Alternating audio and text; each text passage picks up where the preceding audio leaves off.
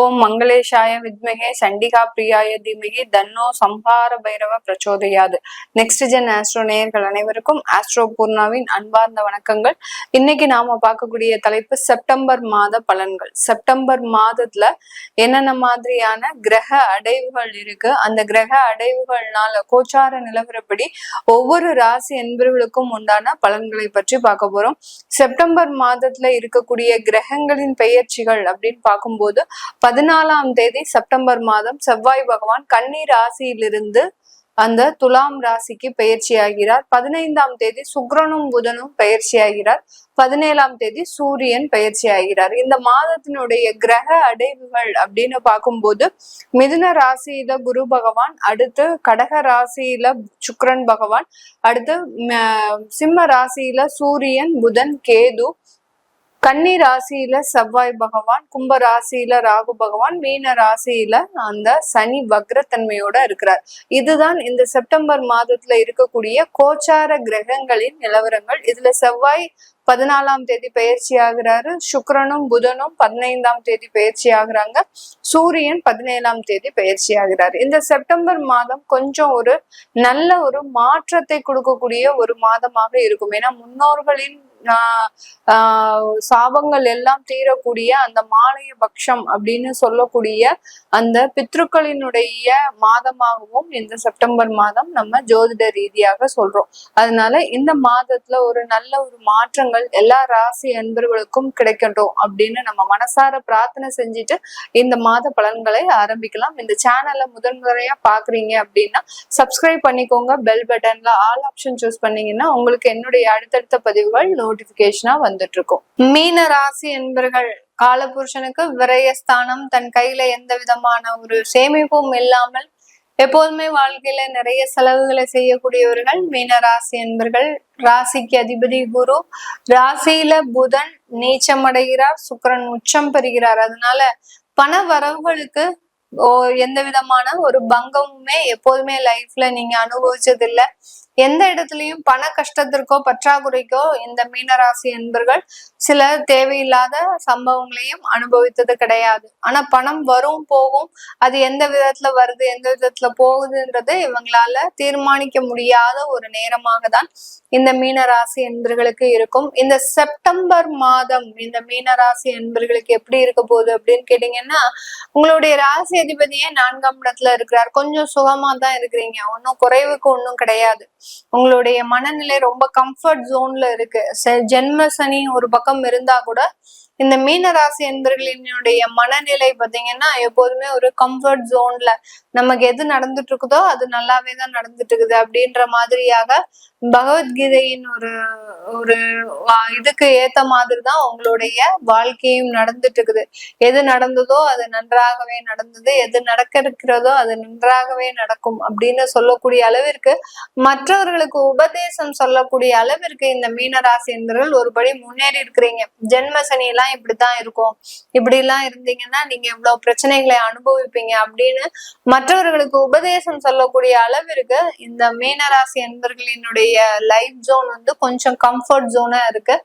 சில பேர் பாத்தீங்கன்னா நிறைய மீனராசி என்பர்கள் வெளிநாட்டு வாழ்க்கையை அனுபவிக்கும் போது அங்க தேவையில்லாத உறவு முறைகள்ல சில நெருக்கடிகளை அனுபவிப்பதற்குண்டான ஒரு நேரமாக இருக்கும். உங்களுடைய உறவுகள் உங்களை விட்டு பிரிஞ்சு போயிருப்பாங்க, என்ன காரணம்னே உங்களால கண்டுபிடிக்க முடியாது. வெளிநாட்டுல இருக்கிறவங்களுக்கு இந்த மாதிரியான ஒரு நெருக்கடிகள்லாம் அமைஞ்சிருக்கும். எல்லாம் கம்ஃபர்ட்டா வச்சிருக்கிறீங்க, ஒரு லக்ஸுரியான ஒரு வாழ்க்கை, ஒரு நாகரிகமான ஒரு வாழ்க்கையில வாழ்ந்தும் கூட உங்களுடைய உறவுகள் உங்களுக்கு ஒரு பிடி கொடுக்க முடியாத அளவிற்கு சில ஏமாற்றங்களை தந்துட்டு இருக்கிறாங்க. அதுதான் அந்த ஜென்ம சனி சில இடத்துல தேவையில்லாத ஒரு அசம்பாவித சம்பவங்களை இந்த மீனராசி என்பர்களுக்கு கொடுத்துட்டு இருக்குது.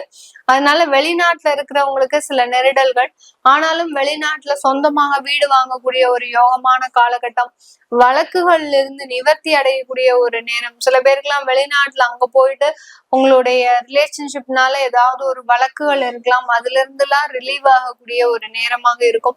குழந்தைகள் சம்பந்தப்பட்ட ஒரு வளர்ச்சிகள், குழந்தைகளுக்கு சொந்தமாக வீடு கட்டி தருவது, இந்த மாதிரியான ஒரு அமைப்புகள் எல்லாம் இந்த மீன ராசி என்பவர்களுக்கு அதிகமாக இருக்கக்கூடிய ஒரு நேரமாக இருக்கும்.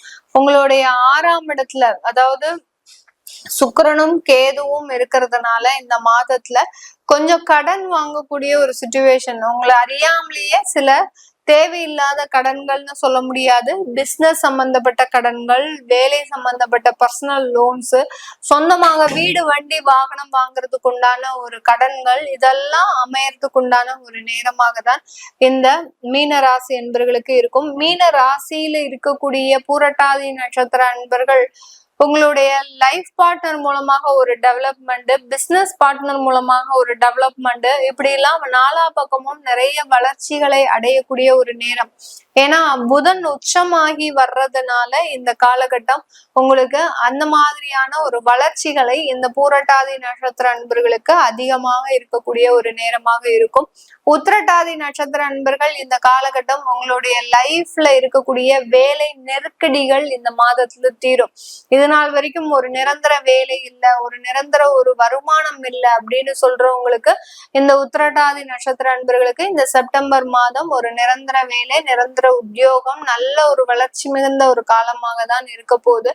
அடுத்து பாத்தீங்கன்னா ரேவதி நட்சத்திர அன்பர்களுக்கு, இந்த மீன ராசியில இருக்கக்கூடியவர்களுக்கு உயர்கல்வி, உயர் படிப்பு, அடுத்து பாத்தீங்கன்னா உங்களுடைய பார்ட் டைம் ஜாப் நிரந்தர ஜாபா மாறதுக்கு உண்டான ஒரு நேரம். அடுத்து பெண்கள் ஒரு சுயமாக தொழில் தொடங்குறதுக்கு உண்டான ஒரு நேரம், டியூஷன் போன்ற ஒரு சுய தொழில்லாம் ஆரம்பிப்பதற்கு உண்டான ஒரு நேரமாக தான் இருக்க போகுது. அடுத்து உங்களுக்கு உண்டான ஒரு தொழில்ல நல்ல வளர்ச்சிகள் அடைவதற்கு உண்டான ஒரு நேரமாகவும் இந்த ரேவதி நட்சத்திர அன்பர்களுக்கு இருக்கும்.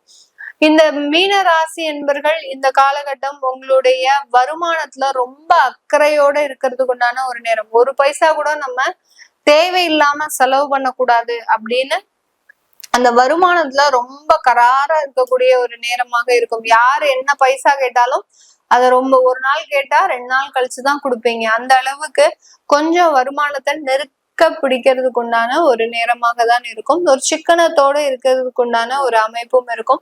நிறைய வேலை வாய்ப்புகள்ல ஒரு நெருக்கடிகள் இருக்கு. அதாவது இன்டர்வியூ போறீங்க அப்படின்னா 80% சக்சஸ் ஆயிடும். ஒரு 3 ஸ்டேஜை கடந்து 4வது ஸ்டேஜ்ல லேக் ஆயிடுவீங்க.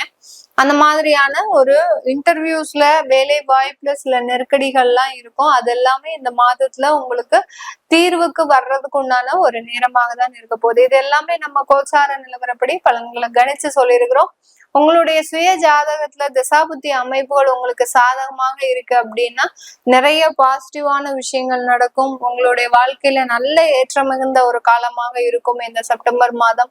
முன்னோர்களின் கடமைகளை முறை தவறாமல் செய்யக்கூடிய ஒரு அமைப்பும் இந்த மீனராசி என்பர்களுக்கு தான் இருக்கும்.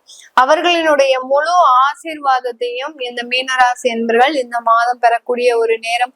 பூர்வீக சொத்துக்கள்லாம் உங்களை தேடி வரக்கூடிய ஒரு நேரமாக இந்த தசாபுத்தி அமைப்புகள் நல்லா இருந்ததுன்னா இன்னும் நல்ல ஒரு முன்னேற்றங்களை கொடுக்கும். இது எல்லாமே பாக்குறதுக்கு உங்களுடைய சுய ஜாதகத்தை பார்க்கணும் விருப்பப்படுறவங்க கீழே இருக்கிற நம்பருக்கு வாட்ஸ்அப்ல அப்பாயின்மெண்ட் வாங்கிட்டு நீங்க என்கிட்ட கன்சல்ட் பண்ணிக்கலாம். உங்களிடமிருந்து விடைபெறுவது உங்கள் ஆஸ்ட்ரோ பூர்ணா. நன்றி, வணக்கம்.